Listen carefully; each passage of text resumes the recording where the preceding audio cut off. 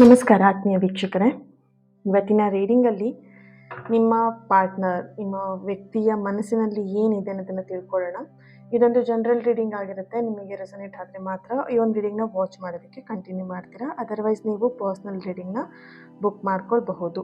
Okay, so ಈ ಒಂದು reading ಎನರ್ಜಿಗೆ ಪ್ರತಿಯೊಬ್ಬರು ಕೂಡ ಕಮೆಂಟಲ್ಲಿ ತಿಳಿಸ್ತೀರಾ ಸೋಲ್ಮೇಟ್ ಅಂತ ಹೇಳಿ ರೆಡ್ ಹಾರ್ಟ್ ಮಾರ್ಕನ್ನು ಹಾಕಿ ಎನರ್ಜಿನ ಪ್ರತಿಯೊಬ್ಬರು ಕೂಡ ರಿಸೀವ್ ಮಾಡ್ಕೊಳ್ತೀರಾ.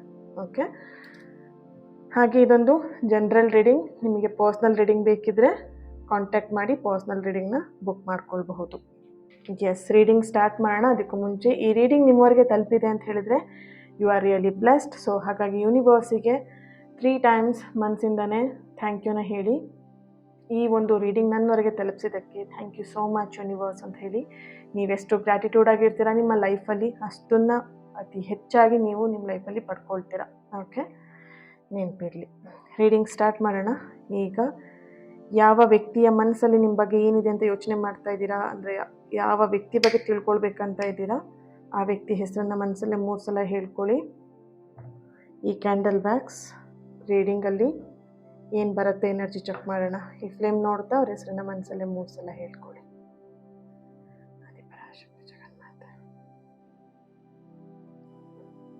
ಓಕೆ,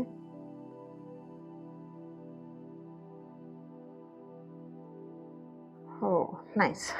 ಇಲ್ಲಿ ನಿಮ್ಮ ಮನಸ್ಸಲ್ಲಿ ಅವರೇ ಇದ್ದಾರೆ.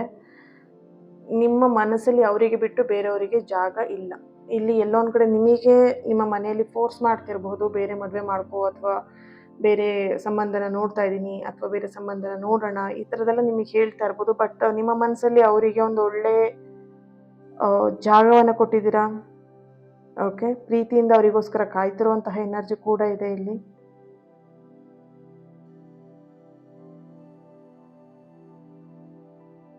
ಓಕೆ,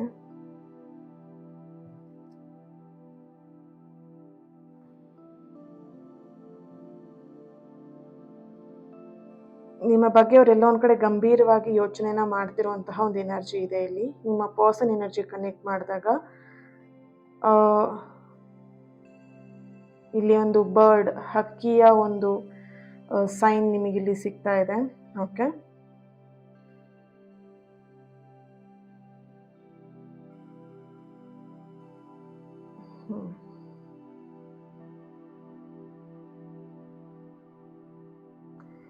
ಇಲ್ಲಿ ನೋಡಬಹುದು ಮೇಣದಲ್ಲಿ ಕಪ್ಪು,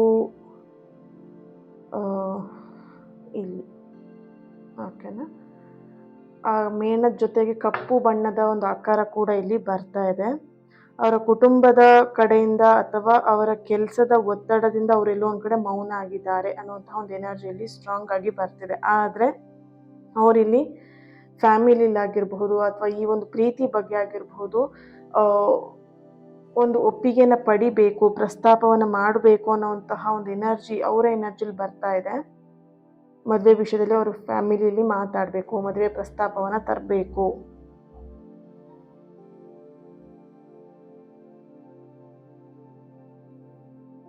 ಓಕೆ, ಒಂದು ಫ್ಲವರ್ ಇಮ್ಯಾಜಿನ್ ಕೂಡ ಇಲ್ಲಿ ಚಿತ್ರ ಕೂಡ ಬರ್ತಾ ಇದೆ ಇಲ್ಲಿ.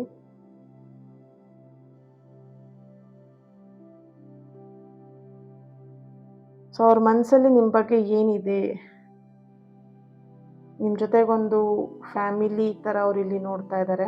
ಅಂದರೆ ನಿಮ್ಮನ್ನು ಮದುವೆ ಮಾಡ್ಕೊಳ್ಬೇಕು, ನಿಮ್ಮ ಜೊತೆಗೆ ಲೈಫ್ ಲಾಂಗ್ ಇರಬೇಕು, ನೀವೇ ಅವರಿಗೆ ಪರ್ಫೆಕ್ಟ್ ಆಗಿರುವಂಥ ಪಾರ್ಟ್ನರ್. ನಿಮ್ಮ ಸ್ಥಾನವನ್ನು ಬೇರೆಯವ್ರಿಗೆ ಕೊಡೋದಕ್ಕೆ ಅವರಿಗೂ ಮನಸ್ಸಿಲ್ಲ. ನೀವು ಹೇಗೆ ನಿಮ್ಮ ಮನಸ್ಸಲ್ಲಿ ಬೇರೆಯವ್ರಿಗೆ ಸ್ಥಾನ ಕೊಡೋದಕ್ಕೆ ನೀವು ರೆಡಿ ಇಲ್ವೋ, ಅದೇ ರೀತಿಯಲ್ಲಿ ಅವರು ಕೂಡ ಅವರ ಮನಸ್ಸಲ್ಲಿ ಬೇರೆಯವರಿಗೆ ಸ್ಥಾನ ಕೊಡೋದಕ್ಕೆ ಅವರಿಗೂ ಇಷ್ಟ ಇಲ್ಲ. ಆದರೆ ಇಲ್ಲಿ ಎಲ್ಲೋ ಒಂದು ಕಡೆ ಫೋರ್ಸ್ಫುಲ್ಲಾಗಿ ಅವರಿಗೆ ಮದುವೆ ನಡೀತಾ ಇರಬಹುದು ಅಥವಾ ಮದುವೆ ಪ್ರಸ್ತಾಪಗಳು ಅವರಿಗೆ ಪದೇ ಪದೇ ಬರ್ತಾ ಇರಬಹುದು. ಓಕೆ, ಅದನ್ನು ಅವಾಯ್ಡ್ ಮಾಡೋದಕ್ಕೆ ತುಂಬ ಪ್ರಯತ್ನ ಪಡ್ತಾ ಇದ್ದಾರೆ ಅವರು. ಆದರೆ ಅವ್ರ ಫ್ಯಾಮಿಲಿಲಿ ಅವ್ರಿಗೆ ಯಾರೂ ಕೂಡ ಅವರ ಭಾವನೆಗಳಿಗೆ ಸ್ಪಂದಿಸ್ತಾ ಇಲ್ಲ ಅನ್ನೋಂಥ ಒಂದು ಎನರ್ಜಿ ಕೂಡ ಬರ್ತಿದೆ ಇಲ್ಲಿ. ಸೊ ಅವರ ಎನರ್ಜಿ ಕನೆಕ್ಟ್ ಮಾಡಿದಾಗ ಈಗಲೂ ಕೂಡ ನನಗೆ ನಂಬಿಕೆ ಇದೆ, ನಿನ್ನನ್ನು ಉಳಿಸ್ಕೊಳ್ತೀನಿ ಅನ್ನುವಂತಹ ಒಂದು ಫೀಲಿಂಗ್, ಆ ಒಂದು ಎನರ್ಜಿ ಇಲ್ಲಿ ಬರ್ತಾ ಇದೆ ಅವರಿಗೆ. ಇಷ್ಟಾದರೂ ಕೂಡ ಈಗ ಅವ್ರು ತುಂಬಾ ಪ್ರಾಬ್ಲಮ್ಗಳನ್ನ ಫೇಸ್ ಮಾಡಿದ್ದಾರೆ ಇಬ್ಬರು ಕೂಡ ಇಲ್ಲಿ. ನೀವು ಅಷ್ಟೇ, ಅವರು ಅಷ್ಟೇ. ಈ ಪ್ರೀತಿ ಅಂತ ವಿಷಯ ಬಂದಾಗ ತುಂಬಾ ಪ್ರಾಬ್ಲಮ್ಗಳನ್ನು ಇಬ್ಬರು ಕೂಡ ಫೇಸ್ ಮಾಡಿದರೆ, ಎಲ್ಲ ಪ್ರಾಬ್ಲಮ್ಗಳ ಮಧ್ಯೆನೂ ಕೂಡ ಈ ಪ್ರೀತಿ ಉಳಿಯುತ್ತೆ ಅನ್ನುವಂತಹ ಒಂದು ಭರವಸೆ ನಿಮ್ಮಲ್ಲೂ ಇದೆ, ಅವರಲ್ಲೂ ಇದೆ. ಹೆಚ್ಚಾಗಿ ನೀವು ಇಲ್ಲಿ ಎಲ್ಲೊಂದು ಕಡೆ ನೆಗೆಟಿವ್ ಆಗಿ ಯೋಚನೆ ಮಾಡ್ತಾ ಇದ್ದೀರಾ ಅವ್ರ ವಿಷಯದಲ್ಲಿ ಅಂತ ಒಂದು ಎನರ್ಜಿ ಕೂಡ ಬರ್ತಾ ಇದೆ. ಆದರೆ ಅವ್ರು ಎಲ್ಲೊಂದು ಕಡೆ ಒಂದು ಹೋಪ್ನ ಇಟ್ಕೊಂಡಿದ್ದಾರೆ, ನಿಮ್ಮ ಬಗ್ಗೆ ಒಂದು ಒಳ್ಳೆ ಒಪಿನಿಯನ್ನೇ ಅವ್ರ ಮನಸ್ಸಲ್ಲಿ ಇಟ್ಕೊಂಡಿದ್ದಾರೆ. ಈ ರೀಡಿಂಗ್ನ ಯಾರು ನೋಡ್ತಾ ಇರಬಹುದು? J letter, C letter, K letter, Y letter, D letter, N letter, P letter, B letter, C letter, N letter, S letter. Okay. Date of birth 13, 16,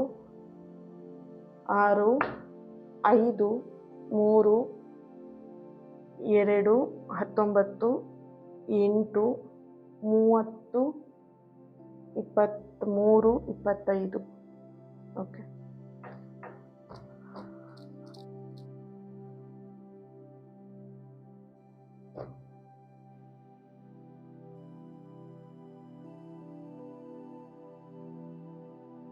ಟ್ಯಾರೋಯಿಂದ ಏನು ಬರುತ್ತೆ ಎನರ್ಜಿ ಚೆಕ್ ಮಾಡೋಣ.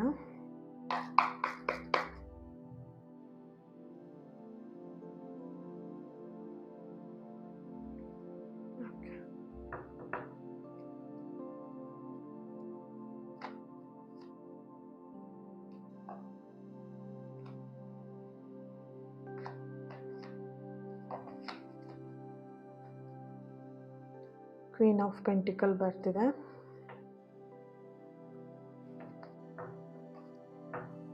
Death and rebirth.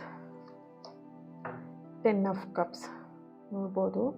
ಅವ್ರ ಮನಸ್ಸಲ್ಲಿ ನಿಮ್ಮ ಬಗ್ಗೆ ಈಗಲೂ ಕೂಡ ನಿಮ್ಮ ಜೊತೆಗೆ ಬಾಳ್ವೆಯನ್ನು ಮಾಡಬೇಕು, ಜೀವನವನ್ನು ನಡೆಸಬೇಕು, ನಿಮ್ಮ ಜೊತೆಗೆ ಬಾಳಬೇಕು ಅನ್ನೋಂತಹ ಒಂದು ಆಸೆ ಅವರಲ್ಲಿದೆ. ಆದರೆ ಅವರ ಆಸೆನ ಅವ್ರ ಫ್ಯಾಮಿಲಿಯವರು ನೆರವೇರಿಸಿ ಕೊಡ್ತಾ ಇಲ್ಲ. ಇಲ್ಲಿ ಅವ್ರ ಫ್ಯಾಮಿಲಿ ಅಂತ ನೋಡಿದಾಗ ಅವರ ಅಣ್ಣ ಆಗಿರಬಹುದು, ಅಥವಾ ಅವರ ಅಕ್ಕ ಆಗಿರಬಹುದು, ಅಥವಾ ಅವರ ತಂಗಿ ಆಗಿರಬಹುದು, ಅವರ ತಮ್ಮ ಆಗಿರಬಹುದು, ಚಿಕ್ಕಮ್ಮ ಆಗಿರಬಹುದು, ದೊಡ್ಡಪ್ಪ ಆಗಿರಬಹುದು, ದೊಡ್ಡಮ್ಮ ಆಗಿರಬಹುದು. ಎಲ್ಲರೂ ಕೂಡ ಎಲ್ಲೋ ಒಂದು ಕಡೆ ಕಂಟ್ರೋಲ್ ಮಾಡ್ತಿದ್ದಾರೆ. ಇವರೆಲ್ಲರೂ ಅನ್ನೋದಕ್ಕಿಂತ ನಿಮ್ಮ ಪರ್ಸನ್ ಎನರ್ಜಿಗೆ ಈ ಎನರ್ಜಿಗಳು ಬರ್ತಾ ಇದೆ. ಈಗ ನಾನು ಏನೆಲ್ಲ ಹೇಳಿದೆ, ಇವರಲ್ಲಿ ಯಾರಾದರೂ ಒಬ್ಬರು ಆಗಿರಬಹುದು, ಇವರೆಲ್ಲರೂ ಕೂಡ ಆಗಿರ್ಬೋದು, ನಿಮ್ಮ ಪರ್ಸನ್ಗೆ ಎಲ್ಲೋ ಒಂದು ಕಡೆ ಕಂಟ್ರೋಲ್ ಮಾಡ್ತಾ ಇದ್ದಾರೆ. ಅವ್ರ ಆಸೆ ನೆರವೇರೋದಕ್ಕೆ ಅವ್ರು ಯಾರು ಕೂಡ ಒಪ್ತಾ ಇಲ್ಲ ಅನ್ನುವಂತಹ ಒಂದು ಎನರ್ಜಿ ಇಲ್ಲಿ ಬರ್ತಾ ಇದೆ.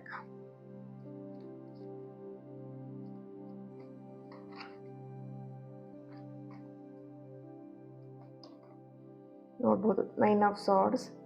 ಅವರಿಗೆ ಇರೋಂತಹ ದಾರಿಗಳೆಲ್ಲವೂ ಕೂಡ ಕ್ಲೋಸ್ ಆಗಿದೆ. ಇಲ್ಲಿ ತುಂಬ ಯೋಚನೆ ಮಾಡ್ತಾ ಇದ್ದಾರೆ, ಅವ್ರಿಗೆ ತುಂಬ ಬ್ರೈನ್ ವಾಶ್ ಕೂಡ ಮಾಡ್ತಾ ಇದ್ದಾರೆ. ಓಕೆ. ಇದು ಕೆಲವೊಬ್ಬರಿಗೆ ಸೆಕೆಂಡ್ ಮ್ಯಾರೇಜ್ ಕೂಡ ಆಗಿರಬಹುದು.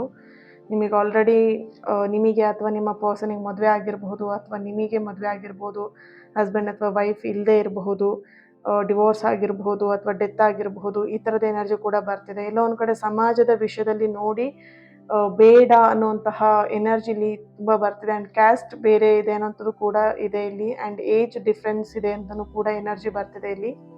ಈ ಎಲ್ಲ ಪ್ರಾಬ್ಲಮ್ಗಳನ್ನು ನೀವಿಲ್ಲಿ ಈ ಪ್ರೀತಿಯಲ್ಲಿ ಫೇಸ್ ಮಾಡ್ತಾ ಇದ್ದೀರಾ. 8 ಆಫ್ ಕಪ್ಸ್ ಬರ್ತಾ ಇದೆ. 6 of cups, 7 of pentacle. Bottom of the card king of cups ಬರ್ತಿದೆ. ಓಕೆ. Yes, right.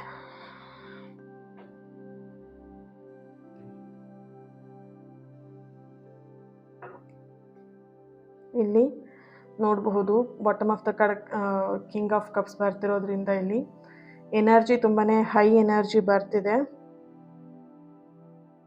ನೀವು ಅವ್ರ ಪಾಲಿನ ಒಂದು ಆಶಾ ಕಿರಣ ಆಗಿದ್ದೀರಾ ಅನ್ನೋಂತಹ ಒಂದು ಎನರ್ಜಿ ಇಲ್ಲಿ ಬರ್ತಿದೆ ಸ್ಟ್ರಾಂಗ್ ಆಗಿ. ಓಕೆ. ಅವರು ಅತಿ ಶೀಘ್ರದಲ್ಲೇ ಭಾವನಾತ್ಮಕವಾಗಿ ನಿಮ್ಮನ್ನು ತಲುಪ್ತಾ ಇದ್ದಾರೆ.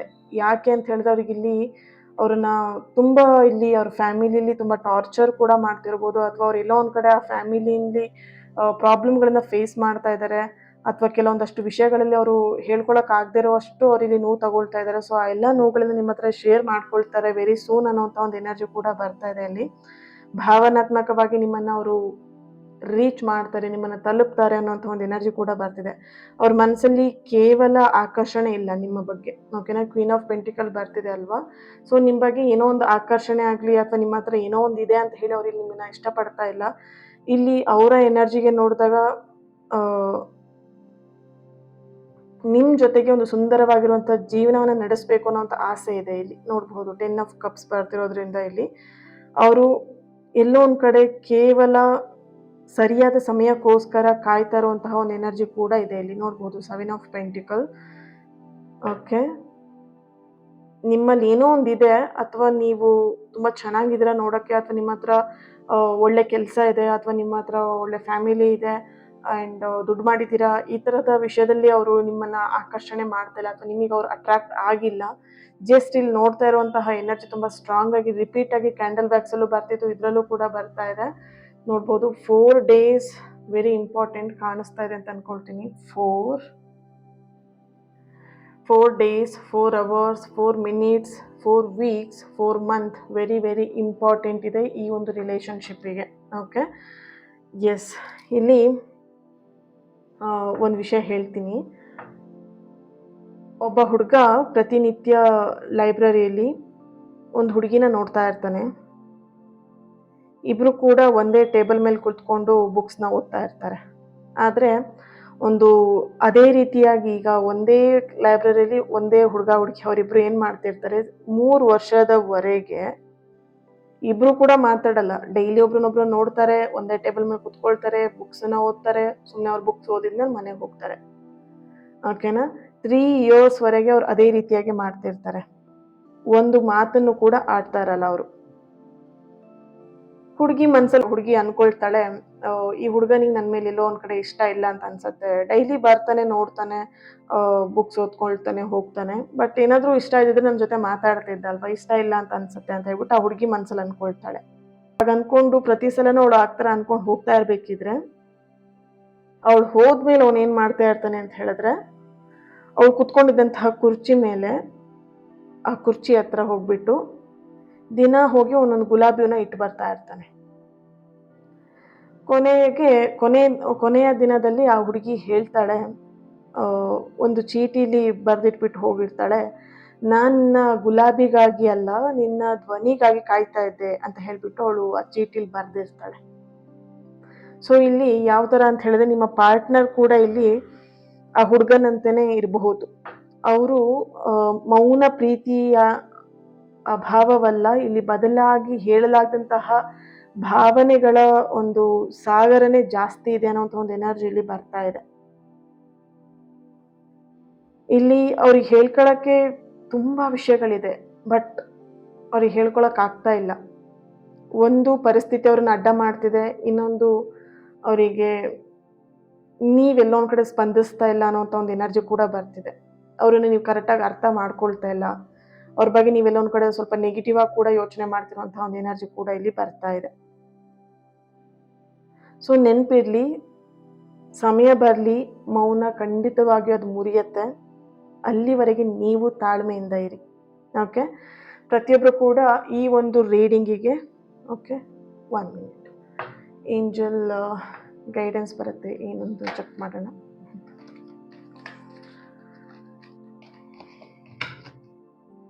ಸೊ ನಾ ರೀಡಿಂಗ್ ಎಂಡ್ ಮಾಡೋಣ ಅಂದ್ಕೊಂಡೆ, ಬಟ್ ಫೈನಲ್ ಆಗಿ ಒಂದು ಮೆಸೇಜ್ನ ತೆಗೆಯೋಣ,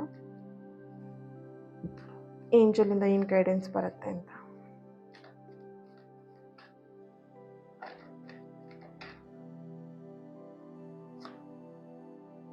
ರೀಕನ್ಸಿಡರ್ ಬರ್ತಾ ಇದೆ.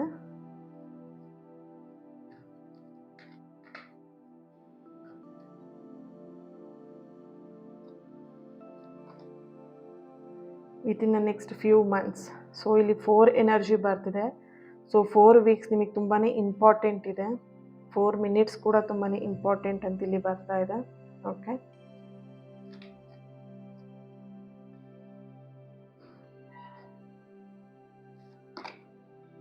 ರೊಮ್ಯಾನ್ಸ್. ವಾವ್, ವೆಯ್ಟ್ ಮಾಡಿ. ಯಾವುದೇ ಕಾರಣಕ್ಕೂ ನೀವು ಚಿಂತೆ ಮಾಡುವಂಥದ್ದು, ಹೆದರ್ಕೊಳ್ಳುವಂಥದ್ದು ಏನೂ ಇಲ್ಲ.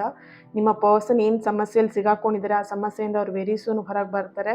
ಅವರಿಗೆ ಸಪೋರ್ಟಿವ್ ಆಗಿ ಯಾರಾದರೂ ಅವ್ರಿಗೆ ಹೆಲ್ಪ್ ಮಾಡ್ಬೋದು ಕೂಡ. ಸೊ ಚಿಂತೆ ಮಾಡಬೇಡಿ. ರೊಮ್ಯಾನ್ಸ್ ಬರ್ತಿದೆ, bottom of the card, no need to ವರಿಸಿ.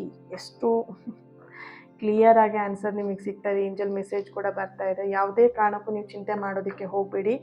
ಕಷ್ಟದ ಸಮಯದಲ್ಲಿ ದೇವ್ರ ರೂಪದಲ್ಲಿ ಯಾರಾದರೂ ಒಬ್ರು ಬಂದೇ ಬರ್ತಾರೆ. ಬಂದುಬಿಟ್ಟು ನಿಮಗೆ ಸಹಾಯವನ್ನು ಖಂಡಿತ ಮಾಡೇ ಮಾಡ್ತಾರೆ. ಓಕೆನಾ? ಸೊ ಯಾವುದೇ ಕಾರಣಕ್ಕೂ ಚಿಂತೆ ಮಾಡುವಂತಹ ಅವಶ್ಯಕತೆ ಇಲ್ಲ. Don't worry, be relax, be happy. Okay, thank you so much. ಈ ಒಂದು ರೀಡಿಂಗ್ ನಿಮಗೆ ರೆಸೊನೇಟ್ ಆಗಿದೆ ಅಂತ ಅಂದ್ಕೊಳ್ತೀನಿ. ಹಾಗೆ ಕಮೆಂಟಲ್ಲಿ ತಿಳಿಸ್ತೀರಾ ಸೋಲ್ಮೇಟ್ ಅಂತ ಹೇಳಿ. ರೆಡ್ ಹಾರ್ಟ್ ಮಾರ್ಕನ್ನು ಹಾಕಿ ಎನರ್ಜಿನ ರಿಸೀವ್ ಮಾಡ್ಕೊಳ್ಳಿ. ಹಾಗೆ ಈ ಒಂದು ರೀಡಿಂಗ್ ಯಾರ ಹತ್ರ ಶೇರ್ ಮಾಡ್ಕೊಳ್ಬೇಕಂತ ಅನ್ಸುತ್ತೆ ಅವ್ರ ಹತ್ರ ಶೇರ್ ಮಾಡ್ಕೊಳ್ಳಿ. ಆ್ಯಂಡ್ ಲೈಕ್ ಮಾಡಿ, ಶೇರ್ ಮಾಡ್ತೀರಾ, ಹಾಗೆ ಸಬ್ಸ್ಕ್ರೈಬ್ ಕೂಡ ಆಗ್ತೀರಾ, ನನ್ನ ಜೊತೆ ಕನೆಕ್ಟ್ ಆಗ್ತೀರಾ. ನನ್ನ ಜೊತೆ ಕನೆಕ್ಟ್ ಆದರೆ ನನ್ನ ಒಂದು ಹೀಲಿಂಗ್ ಪವರಲ್ಲಿ, ನನ್ನ ಹೀಲಿಂಗ್ ಜರ್ನಿಯಲ್ಲಿ, ನನ್ನ ಹೀಲಿಂಗ್ ಎನರ್ಜಿಯಲ್ಲಿ ನೀವು ಇರ್ತೀರಾ. ನನ್ನ ಪ್ರತಿನಿತ್ಯದ ಪ್ರಾರ್ಥನೆಯಲ್ಲೂ ಕೂಡ ನೀವು ಇರ್ತೀರಾ. Okay, thank you so much. Lots of love. ನಿಮ್ಮ ಪ್ರೀತಿ ಸದಾ ಹೀಗೆ ಇರಲಿ ಅಂತ ಹೇಳ್ತಾ ನೆಕ್ಸ್ಟ್ ರೀಡಿಂಗಲ್ಲಿ ಸಿಗ್ತೀನಿ. God bless you all.